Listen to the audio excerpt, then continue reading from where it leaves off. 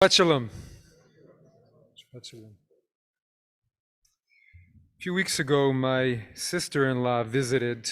And my sister-in-law, her work in the last few years has been around anxiety, mental health around climate change. And she was talking about how all these studies show that among young people, teens and young adults, anxiety around this issue is just through the roof. And it made me reflect back on 20, 30 years ago, how different the world appeared and how much more hope there was, the direction of everything for our whole world. And now there's all this worry, all the division, the narrow thinking and prejudice, old forms of thinking we thought had disappeared are coming back, extreme nationalism.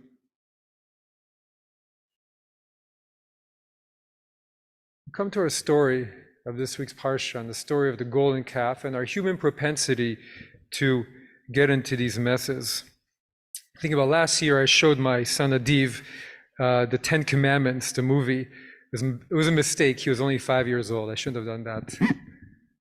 But it became his favorite movie very quickly.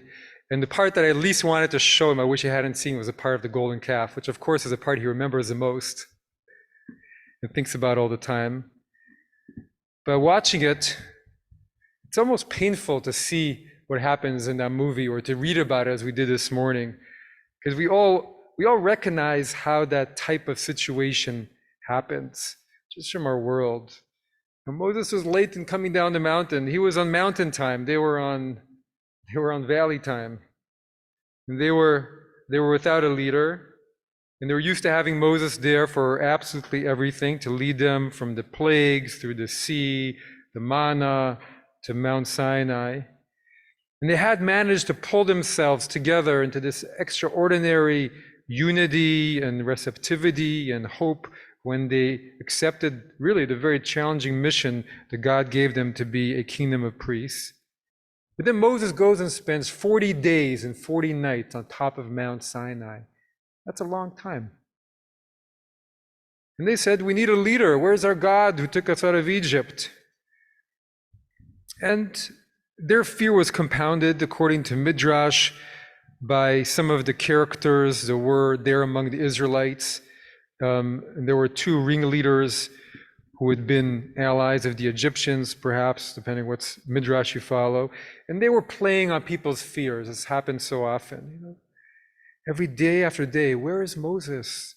Is he ever going to come back? Is this really better than Egypt? Has he abandoned us?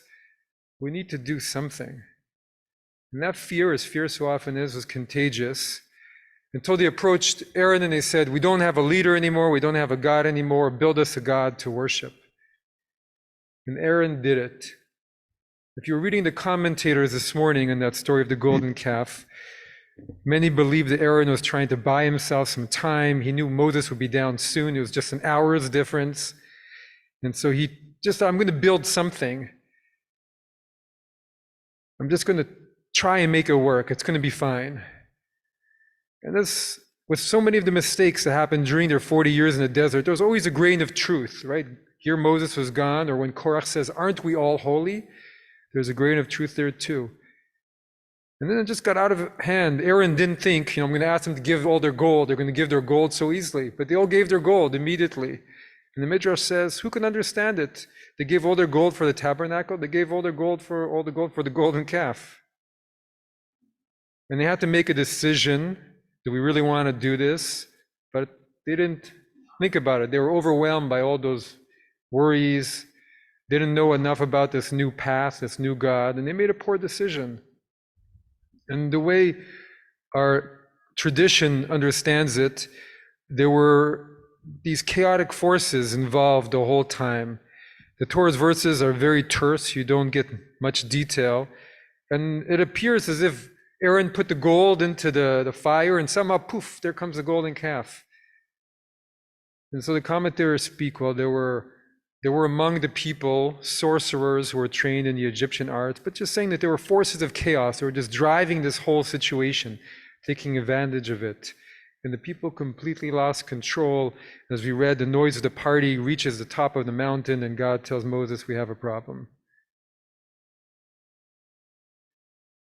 And so Moses descends, and we know what happens. He sees the scene, the people dancing and worshiping the calf, and in his own disappointment and anger, he hurls the tablets and made by God's own hands, and they break, and then it all descends into even greater chaos. Moses grabs his most loyal kinsmen, the Levites, and they end up killing the worst offenders, and a plague breaks out. And in some ways, it's just such a familiar story of human beings. It strikes home. And it was a bad day. It started as a bad day, then it got worse and worse and worse, and just became a disaster. And sometimes our human propensity to build golden calves, we do it with our eyes wide open, and we make golden calves to money, to fame, to our petty desires, to our ideologies. And sometimes it's with our eyes closed, and it's just a mistake. And the Torah's portrayal is really somewhere in between the two. Maybe the golden calf, what it really represents is the difficulty of being a human being. And we all get overcome at times by our lower nature, and then disasters happen, individuals, societies, nations. What is so powerful about this story is that this is not the end of it. And the part that we did not read that becomes the third triennial, so Moses returns up the mountain and starts to plead with God for his people. And God reveals himself as the God of compassion and those 13 attributes that are chanted so often. Lord, Lord, gracious and compassionate Lord, slow to anger, abundant in truth and mercy, creates mercy for thousands of generations, takes iniquity, sin, and transgression, and he cleanses. And God relents. And then we have this story where God makes a second set of tablets. And it is true, they're not as holy as the first, because the first are God carves out both the stone and, according to tradition, also writes on them. But here God says, you write yourself on the tablets. Moses has to write these. We can also say that they're written with some of the compassion of that revelation that he just experienced. And the good news out of all of this is they do get another chance. A second chance. And really there's a third chance and a fourth chance. You read the Torah, there's so many chances. All the way from the Garden of Eden, the original symbol of our free will, and do we eat the apple or not, we get more than one chance. And we do, there are consequences all the way up to that one. But they also, those consequences sometimes open up new and even deeper opportunities for self-understanding, resolution, and redemption. So human beings, we have this propensity for creating golden calves. But the Torah's lesson is that we also always emerge out of them.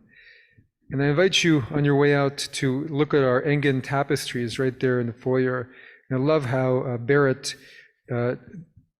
wove into them this story. One of the very last tapestries shows at the very bottom a disassembled golden calf that's about to be ground into powder for Moses to make the children of Israel drink.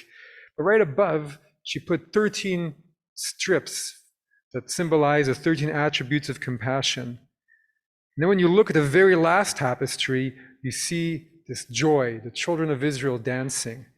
And if you look carefully, you see there's a little square at the bottom.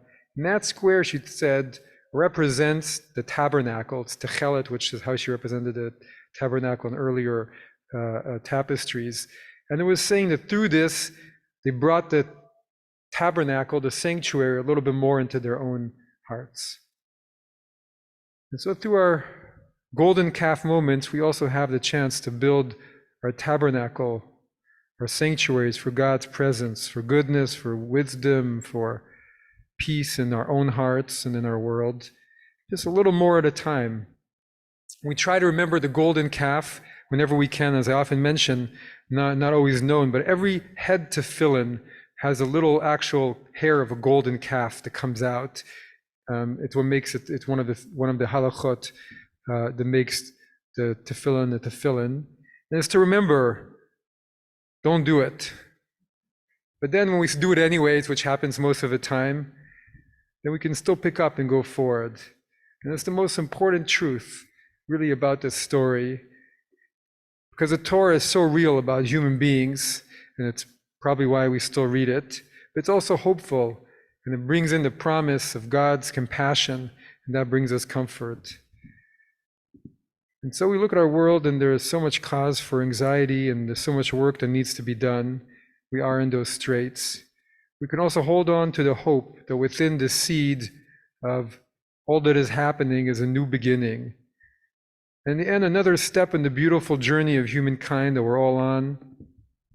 I'm reminded of this just recently when I spoke to my friend who I spoke about on Yom Kippur, who has cancer and is not doing very well at all, and had an episode and is not in good. But I was talking to him, and he was very calm and relaxed, and he just says, we all have our fate. Sometimes you just don't have to think about it too much. You just go about your destiny. And that's what we do. We just don't think about it too much, and we each play our part. We know there's golden calf moments, and we know there's moments where we receive the second set of 10 commandments and the first set of 10 commandments. And we realize it's just all part of that journey of self-understanding and fulfillment, and reaching ever further into the infinite oneness. Shabbat Shalom.